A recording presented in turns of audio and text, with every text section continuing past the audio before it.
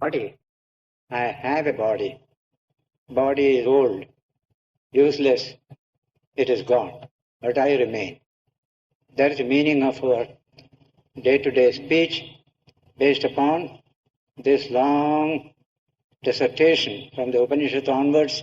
Other books also have discussed this subject. So he was dealing with this subject of rebirth in the context of the teaching of the Atman. I am the infinite Atman, ever free. I have no birth or death. But when I get caught up in the elements, in the organic system of the body, I become a limited being, as it were. Then I have all these ups and downs in life, transmigration, etc. But once finally we realize this truth, I am the eternal self, one with all. When that knowledge comes, rebirth also stops. No more of coming, no more of going. Samsara means that continuous movement is called samsara. Sru, saru, to move. This samsara chakra in which the world is, you break away from it when you realize the truth. The main purpose of the Upanishads is to teach that one, that you are the pure self, eternal, ever free. You are one with all. That is the main teaching. Brahman, Atman, two words coined for that purpose. Atman is Brahman. You are one with all. The sense of separateness is due to ignorance. You do not know the truth. That is how the Upanishad is trying to expound the central teaching of all the Vedas. Shankara has been giving in his commentary these beautiful sidelights on the teaching. So a verse or two more dealing with this idea of rebirth, how it takes place. One example is, we quoted last week, here it is. Tad yatha trinajalayuga, just as a leech supported on a straw goes to the end of that straw. Then there is another straw in front. He wants to get on that straw. So half the body he puts on the other straw, then withdraws the rest of the body back to that straw. That is his movement. Similarly, the human soul, when it leaves one body, it puts one part of itself in a new body that is to come, then takes this body back. It starts its new life. That is the example given. Just as a leech supported on a straw goes to the end of it, takes hold of another support and contracts itself, so does the self throw this body aside, make it senseless. No more it has life in it. Take hold of another support and contract itself to that. That's the nature of transmigration or rebirth according to the Upanishads. This idea has been developed in later literature. The Gita also, there are beautiful passages dealing with this subject. The Puranas, we have plenty of them. Then the next shloka gives another example. That is 4:4. Fourth book, fourth chapter, fourth verse. Tadyatha peshaskari.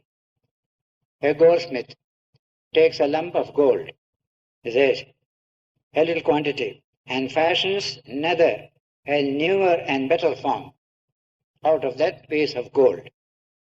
So does the self throw this body away, not quite good for our purpose, so we throw it away there and make it senseless and make another, a newer, better form suited to the life of the future, maybe as man, as animal, as gods, whatever be the future that is due to me, I will get there.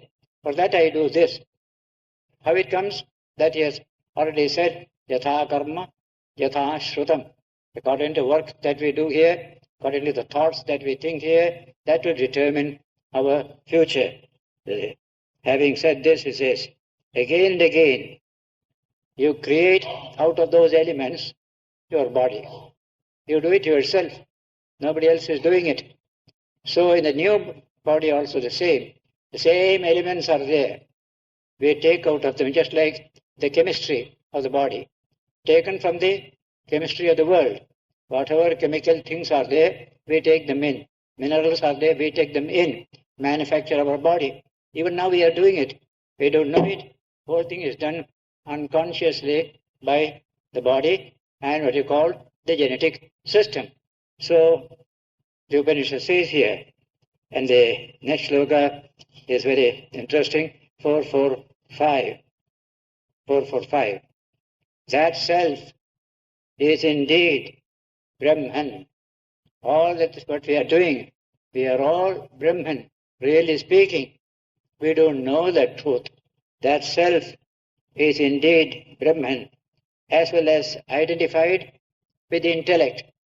That is what makes us limited. My intellect, your intellect, millions of intellects are there. We are all limited. The Atman unlimited becomes limited. Intellect, manas, and the sense organs. All these one after the other, limiting the self. As Sri Ramakrishna used to say, Panchabhute Fade, Brahma Pude Kande. Brahman is infinite, yet that Brahman weeps helplessly when it is caught up in the five elements in our bodies. You and I, all Brahman, caught up by the elements. Brahman forgets his true Brahman nature, and we feel helpless. We weep, we suffer. Brahma Panchabhute Fade. Fada means net, the net of the five elements in which Brahman is caught. Brahman loses its real power. Actually doesn't lose, seems to lose. And then we are behaving like this. That will end when Brahman realizes its own true nature, becomes free from the network of relativity composed of the elements around us. That is what he said. They identified with the intellect, with the manas and the vital force, or the prana, with all these, with the eye, with the ears, with the earth, water, air, ether, fire, what is other than fire, desire, etc., etc. We get identified with all of them, whatever there is in this world, and what is perceived and what is not perceived. All this is what is called our life, limited life. Brahman unlimited, becoming limited in you and me. As it does and acts, so it becomes. As it does and acts, so it becomes. The language in Sanskrit, the very interesting. Yathakari, yathachari, tada tatha bhavati. As you do, as you behave, so you become. And how? By doing good, it becomes good. And by doing evil, it becomes evil. It becomes virtuous through good acts, vicious through evil acts. Nobody can go against this rule. There's a law of nature. Good means good. Evil means evil. Evil brings only evil. Good doesn't bring evil. Evil doesn't bring good also. Others, they, however, say the self is identified with desire alone. Just something lacking within. I want to go out of myself to enjoy. That's called desire. That desire is the root of all our activities, of all our life in this world. This is the wonderful discovery in the Mahabharata. I have now discovered the root cause of all these things that I am doing. That is desire. This desire is behind everything. Something you feel insufficient within yourself, and the tendency to become sufficient by going out of yourself. That's called desire. And all activity has desire behind it. This is the psychology. What it desires, it resolves. Sankalpa. What it resolves, it works out. And what it works out, it attains. These are the stages. The Upanishad said, Sa yatha kamo bhavati, tat kratur bhavati, Kratu is that will, that determination. It's my desire. I strengthen that desire, it becomes will. Suppose a passing desire goes through the mind. It has no power of action, just a passing desire. That passing desire persists in the mind, becomes a little strong. Then it becomes sankalpa, that kratu, the will comes out of it. And that has a power to make you do. A mere desire has no power to make you do. Desire passing through the mind, hundreds will pass through, let them go. But when one desire persists and wants to express itself, then it becomes the will. That will makes you do. And when you do, you get the fruit of it, the result of it, a samskara is created. And bundles of such samskaras are there within us. And therefore, these are the two things, desire and will or kratu. That kratu is to be of a good type, good for all, for the welfare of all, that kind of kratu. Then there is no trouble. But if it is for something bad, something evil, then it is most dangerous. So the will is the most important thing. Behind every action is that will. The mind has become strong on that question. I must have it, like that.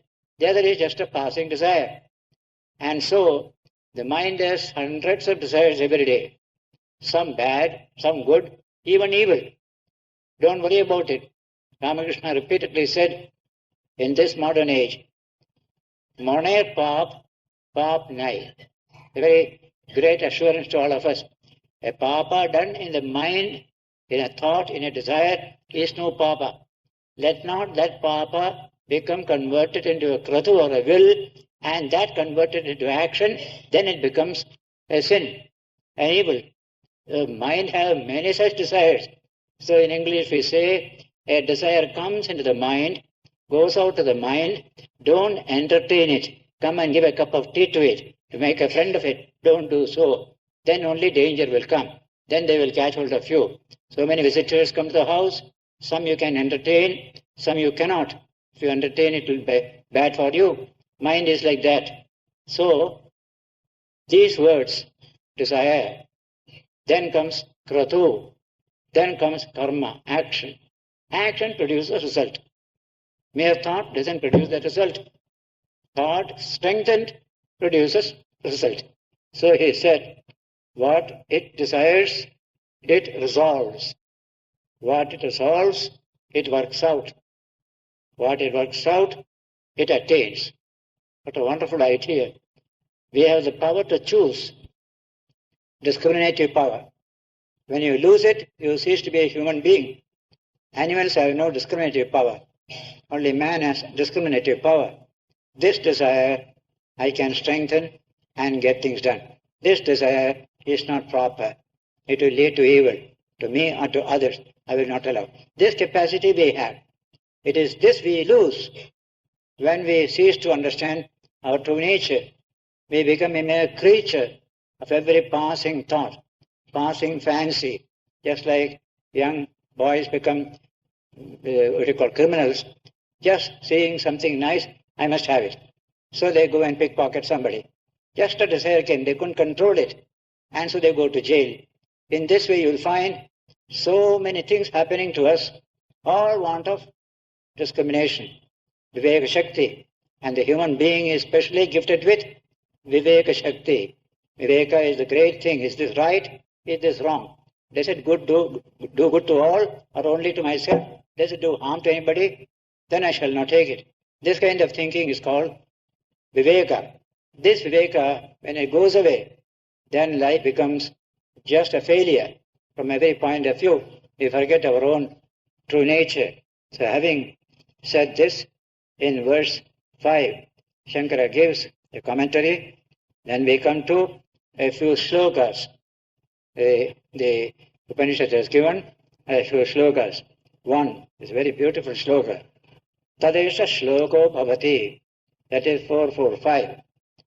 Here is a sloka in connection with this, generally taken from earlier portions, Samhita portion, earlier Brahmana portion. From there, they quote, Tadeva sakta saha karmana iti lingam mano yatra nishaktamasya prapyantam karmanastasya yat kincheha karotyam tasma lokat punet asmai lokaya karmane, etc.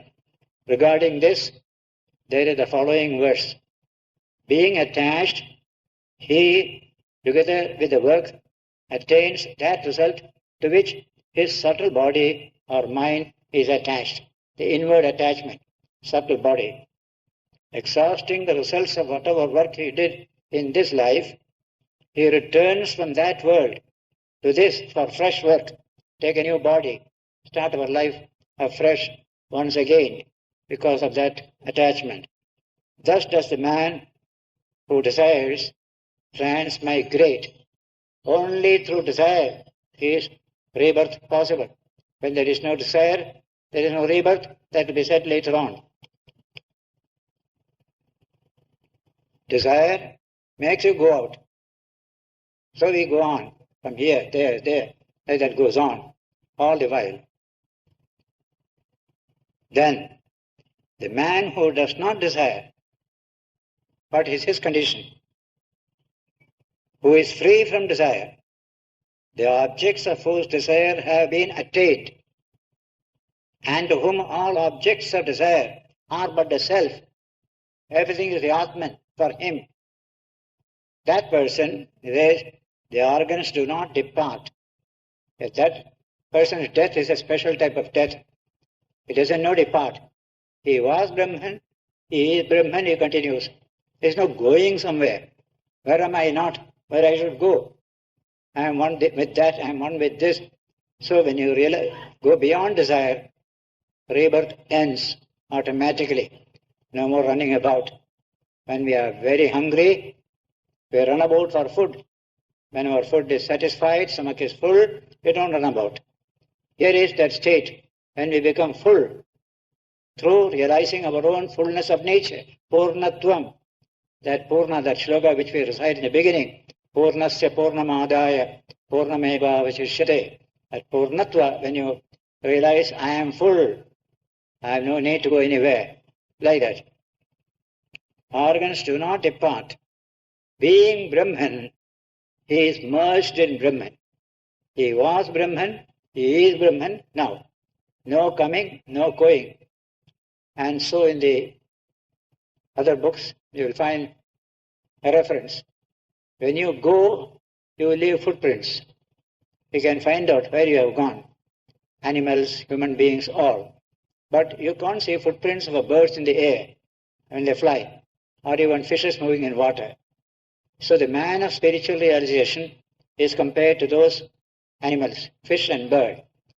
Just as you cannot trace the way this fish went or that bird flew, so also you can't find the way where this man has gone after he became Brahman. The path is pathless, trackless is that path. That is the language used. Shankara quotes it in a famous commentary on the Mandukya Karika. So here, other people's movements we can understand. If you are sufficiently subtle, this birth and another birth, suppose you are able to understand future birth, at some time the human mind develops that capacity, you can trace a person going. But so far the man of Brahman realization is concerned, you can't discover where he has gone. He was full, even now he is full. There is no going, there is no coming. So far as that man is concerned, that's called Brahmajnani. No coming, no going. So he says, this proves that desire is the root of transmigratory existence. Something insufficient inside that makes me go out of myself. I want this, I want that, I want that. I'm not feeling full here. I feel empty, as it were. That emptiness takes form of a desire for something out, objective. That takes us to the world of the objective. Then we become lost in that world of the objective. The subject becomes lost in the world of the object. That's called samsara. Typically speaking, that's what's called material civilization. The subject, God, gets completely lost in the world of the object. Today the Western philosophy or scientific thought is trying to rescue the subject from that kind of submergence in the object. So more and more study of man, the subject, as consciousness, as the self is going on. It has been completely submerged. Upanishad will help. Yes, this is the way to rescue you from your subjection to this world of objects. What is the world of objects compared to yourself? They are all from you. You are the source of everything in this world. The whole world has come from the Atman, according to the Upanishad. And yet, the Atman is empty. He feels like a beggar. To illustrate this, Shankara took the example previously of a prince who somehow went into the forest and lost the way, and it could not find his palace back. He became a beggar, going here and there. Then, suddenly, somebody found him and knew that he was the prince, and he told him, "You are the prince, you are not a beggar." Then lot of persuasion. Finally he thought, yes, that maybe. Went to the palace and they recognized he became the king once again. That's the story that is told. Tell, here is the subject, the eternal self, from which the whole universe has come. That self gets lost in the jungle of the universe, becomes a creature there. That should not be there. Somebody will tell him, you are not this, you are that, you are that. You are that infinite one, ever free. That is your true nature. Don't remain a beggar. Don't remain a creature.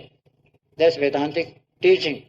And so, in this, Shankara gives this example.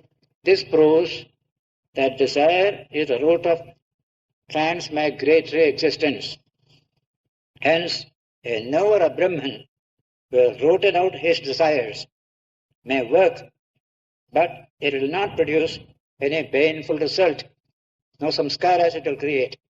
Samskaras are created out of desire. When desire is not there, work is there. There is no samskara. Absolutely no samskara. Like a little child has no samskara.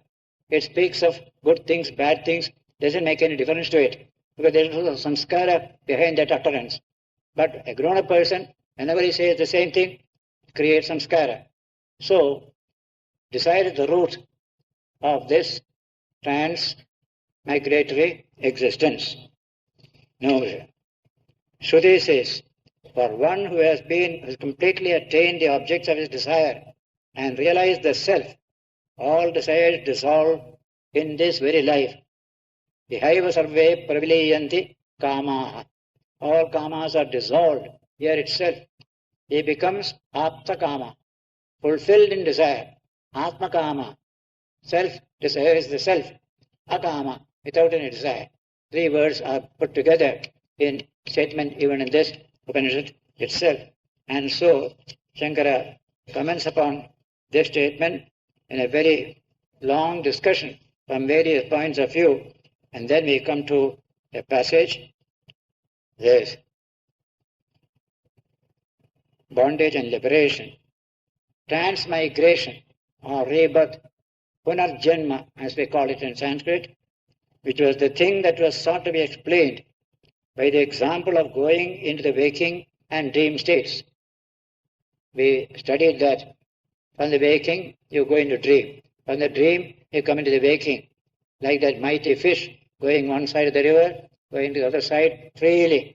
That is what example was given. That has been described. So also its causes. Knowledge, work, and past experience. Whatever knowledge you have now, whatever work you have done, whatever experiences you have, you carry this as your capital for the next life. Those limiting agents, that means the elements comprising the body and the organs, surrounded by which the self experiences the transmigratory existence, have also been mentioned. After stating as a prima facie view that their immediate causes are good and bad deeds, the cause has finally been decided to be desire, not good deed, not bad deed. Go behind them. There you find the cause. That is desire. That was described. Having described the bondage and its cause by showing that the decision of the Brahmana on this point, Brahmana means this particular book, this Brihadaranyaka Upanishad is a Brahmana. On this point, agrees with that of the mantra, the earlier Shruti portion, Samhita portion. Shruti has concluded the topic with the words, thus does the man who desires transmigrate. In 4:4:6, that verse, this subject comes. Thus does the man who desires transmigrate. Then beginning with, but the man who does not desire never transmigrates. That is the same section, same verse, this occurs. Two types of people. With desire, rebirth. Without desire, no rebirth. You realize your own true nature. Liberation consisting in the identity with all. They are one with all. There is only one self in all of us. Tvai sarvatrego Vishnu. Shankaracharya sings, in you and me in all, there is only one Vishnu. There are not different Vishnus in all of us, he said. Yes. Which is the thing that is sought to be explained. Example, the state of profound sleep. It has been described, it has been stated to be attainment of all objects of desire through their becoming the self. All are the self. I am the self. I have achieved everything. What more shall I run after? What are the self to run after? The self is the all. It says, but since this state is unattainable without self-knowledge, knowledge of my true nature, the cause of liberation has by implication been stated to be knowledge of Brahman, that infinite one. Therefore, although desire has been said to be the root of bondage, it is ignorance that, being the opposite of what leads to liberation, knowledge, has virtually been stated to be the cause of bondage. Ignorance, ajnana, avidya, that is the cause. Behind desire is ajnana, a primary, what you call, blindness regarding our true nature. Very interesting study of psychology. First, you forget your own true nature. Then only the mind goes out, runs about here and there. First a veil comes, just like Shankara calls it, a cloud covers the sun. The cloud itself is a product of the sun, yet it can cover the sun. And not only so, when the sun is covered like this, strong winds blow from here and there, cold winds giving you a lot of trouble, all because that sun is covered by that little cloud. So when ignorance clouds the Atman, many other types of winds blow in our life of suffering, tension, everything. All that reason is the Atman is hidden from our true nature. This is the example given here. There. This here is liberation. Its means have been dealt with by this book. To strengthen that, a mantra called shloka is being quoted. In the Samhita, a portion is quoted here.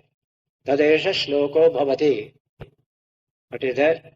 Yada sarve pramuchyante kama yesi hridishritaha athamartyo amuto bhavati atra brahma samasnute. It is a very wonderful statement. No other scriptures in the world will you find a statement. Atra brahma samasnute. Atra means here, in this very body, in this world, you realize Brahman. No getting transferred to a heaven somewhere in the skies, not at all. Atra brahma samasnute. Yeah. Regarding this, there is this verse. When all the desires that dwell in his heart are gone, then he, having been mortal, now becomes immortal. Because that is his true nature. Being mortal was only a fall from that state through ignorance. That's all. Having been mortal, attains Brahman, where in this very body, the language, in this very body, you realize this truth. You are not to wait after death in some future occasion. Just as the lifeless slough of a snake is a beautiful example in Vedanta. In Sanskrit, it says here, Tad yatha Ahi nirvayani valmike mruta pratyastha shayita. Ahi means snake. Nirvayani is that external slough of the snake. It has removed it, become a fresh snake and gone away. You see only this, that's all. He has put it on the anthill and gone away. Similarly, Pradita, Evamevedam Shariram Shete. Brahmajnani's body after death lies like that. He has gone. He is absolutely free, fresh. But this slough is lying there. There. Then the cell becomes disembodied and immortal. Becomes the prana, supreme self. Brahman, the light. This much Yajnavalkya said. Janaka was very pleased. I give you 1,000 cows, sir, said Janaka, Emperor Videha. He has got further teaching, and he wants to hear more and more. That is how this goes on, that way. So in this section, then comes another verse, a series of such small verses taken from the mantra portion. This is the ancient way. Here you get the first word, Sanatana. You don't call it religion Hinduism. It's a absolutely wrong word. It has created a lot of confusion. We say Sanatana Dharma. That's all we know. The ancient way, the ancient way.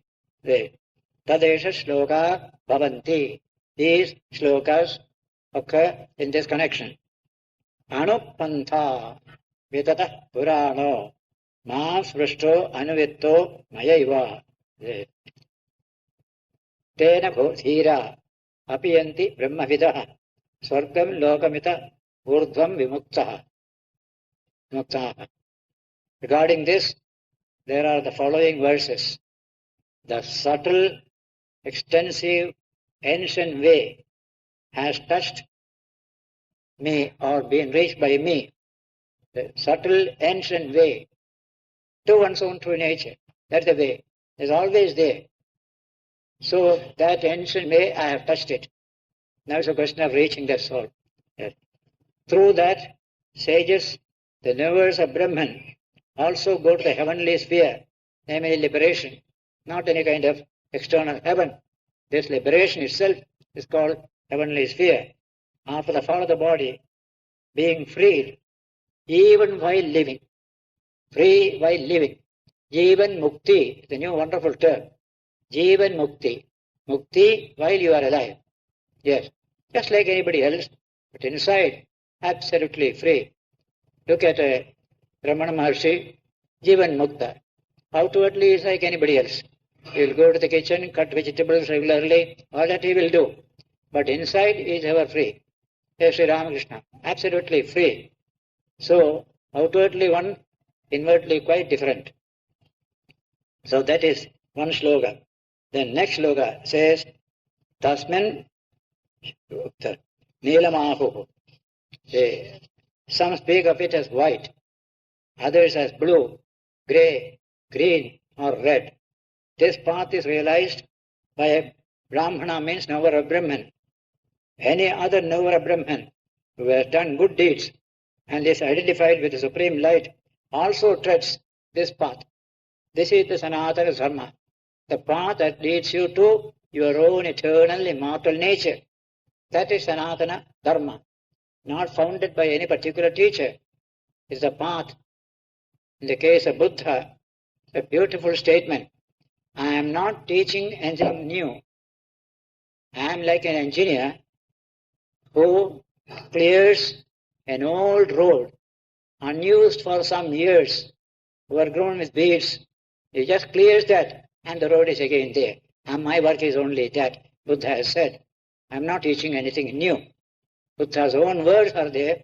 Also in the Dharmapada, so many verses, Esha Dhamma Sanatana, Esha Dhamma Sanatana. This is the ancient Dharma. This is the ancient Dharma. He has mentioned it.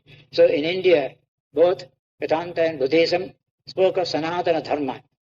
They are not created by any human being. It is just a scientific truth rediscovered again and again by people. Sri Ramakrishna rediscovers it in our time. We forget it. We forget that road. Now we start using it once again. That's called Sanatana Dharma, purified occasionally by great teachers, but it's always open to everyone. This concept is not there anywhere else in the world. And it is out of this concept, this blessing has come of harmony, cooperation, respect for all religions that have come in India.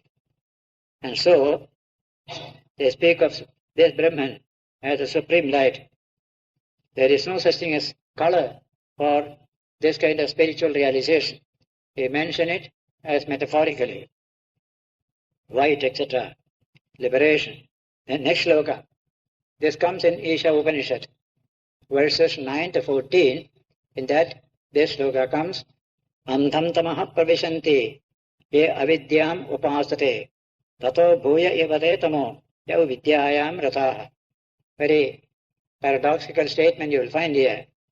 Into blinding darkness, that is ignorance, enter those who worship ignorance, avidya.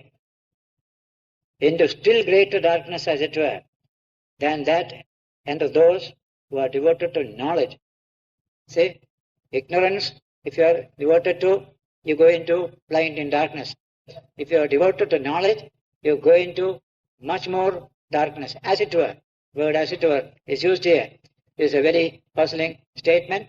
I have expounded in that message of the Upanishads, dealing with 9 to 14 verses of the Isha Upanishad. The idea is, from our historical point of view, we in India neglected this world of darkness called ignorance, this world of objectivity, this world which you see, we neglected it. And we got into suffering. The West is very busy with the world, but they forget the Atman, the world of knowledge, the world of light. They are also in trouble. Both are in trouble. We should have command of both. Don't neglect this, don't neglect that. In that way, the last verse in this section refers to this, Vidyam cha vidyam cha, yastat veda ubhayam saha. Try to understand Vidya and Avidya. Then Avidya mrityum tirtva, destroy death through Avidya. Vidya amrutamashnute, through Vidya you get immortality. So what we are trying to do in India now, we were almost in death in every sense of the term, poverty, backwardness, everything was there. Now we bring a little bit of this world knowledge, secular knowledge, slowly improving our people's condition. Then, along with the old spiritual knowledge, we can attain a healthy society plus free people, a free mind, liberated mind. This we can achieve. This is how these 6 verses found a philosophy of integrated human development, where science and spirituality go together. Science makes for a better life, physical as well as mental. Spirituality makes for a deeper spiritual life, and that is complete fulfillment. This is the message of Swami Vivekananda in our time. In the Upanishad, this shloka occurs this way. Then, Anandanamate loka, andhena tamasavrataha, tamste pretya abhigachanti, avidvanso bhuta janaha. This is also from Isha Upanishad. Miserable are those worlds enveloped by blinding darkness. To them after death go those people who are ignorant and unwise. Those who do not realize the self, they go into deep darkness. Nobody likes darkness. Many literature, poetry or religion, they describe hell as dark, dingy and very humid. So very bad, that condition, description of hell. So, this knowledge, if it comes to you, you will live in broad daylight, happy, fine, like that. But antanta mahapravishanti, blind in darkness they enter when they neglect the Atman, the infinite self that is there. That is verse 11. And next also, a very famous, often quoted, verse 12. That means 4:12. Atmanam chet vijaniyat ayamasmeti purushaha kimichan kasya hetoho kimichan kasya kamaya shariram anasanjaret. This is a famous question. If a man knows the self as I am this, then deciding what? And whose sake will he suffer in the wake of the body? The body pulls him this way, that way. This man cannot be pulled by the body in any way. He knows, I am the Atman, ever full. Atmanam chet vijaniyat. Aham asmi iti purusha. I am that Atman. I am not this little creature. Then nobody can shake him. Nobody can pull him here and there. He is like a person who knows even a bit of this knowledge of the Atman. 1% of knowledge cannot be shaken by a bribe of 1 lakh of rupees. You cannot be shaken with that knowledge. Without it, few rupees are quite enough to shake me and make me fall down. That is spiritual strength. This is meant for developing that spiritual strength. Similarly, another shloka also, verse 13. Yasya anavitta pratibuddha atma asmin sandehye gahane pravishtaha sa vishwakrit sahe sarvasya karta tasya lokaha sa loka eva. He who has realized and intimately known the self that has entered this perilous and inaccessible place called the body, that self has entered into this inaccessible body and got caught up there. Panchabhuta Phade, the net of 5 elements, Ramakrishna said, have been caught in it. He is the maker of the universe by himself. The whole universe has come from him only. This whole universe has come from the Atman, got into the Upanishad. Atma evedam sarvam. All this universe is nothing but the Atman. And yet, that Atman has got into this little body of a human being and getting into trouble there. He is the maker of all. All is his self. And he again is indeed the self of all.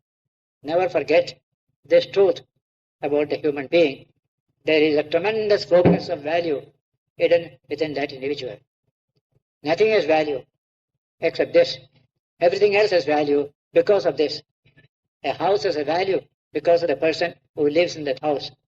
Otherwise, what value has it? So, this Atman is the focus of all values. It is because of the Atman we seek values in our life. We can see it in difficult times. When there is a riot, people are setting fire to houses, shops, killing people. What do? We save ourselves first.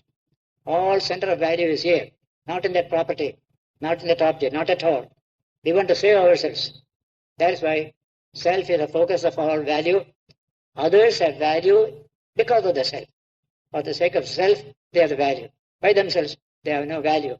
All values proceed from the innermost core of man, the self itself. He again is indeed the self of all. Similarly, the next shloka, say, Eva Santo, being in this very body, we have somehow known that Brahman. In spite of being limited in this body, we have known that Brahman. Imagine what a wonder it is. With this limited instrument, can you realize that infinite one? That is a great wonder. Esha buddhimatam buddhi. Srimad Bhagavatam says, this is the intelligence of the intelligent person. This is the wisdom of the wise person. Esha buddhimatam buddhi. Manisha cha manishinam. Yes, satyam. That satyam you discover through what is anrutam, what is untrue, namely the body. Body is not a truth, but with the help of the body, we realize that yat satyam anrteneha. What is this body? Martyena. It is subject to death. Amritam. That Atman is Amritam. With this Martya body, we realize that Amartya Atman. What can be more intelligent than this? More wisdom than this? That's what we are asked to do. Body is a great instrument for that purpose. This human body is not an instrument